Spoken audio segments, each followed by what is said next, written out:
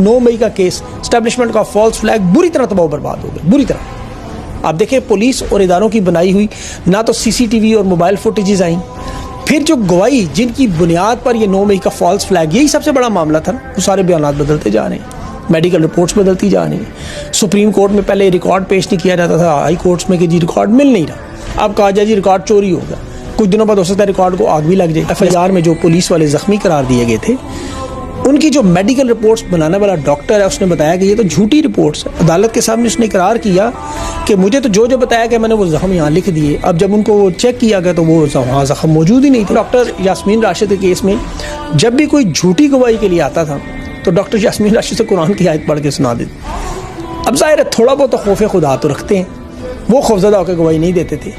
ये इसी चीज़ का सबूत है कि एक प्लान अल्लाह का और एक प्लान इनका है। ये उसे फौजी ट्रायल की तरह चलाना चाहते हैं, लेकिन लोगों को अपनी आखिरत भी तो नजर आती है। अब अदालत के जज भी हालांकि हलफ उठाए हुए हैं, लेकिन अपनी आखिरत तबाह करें।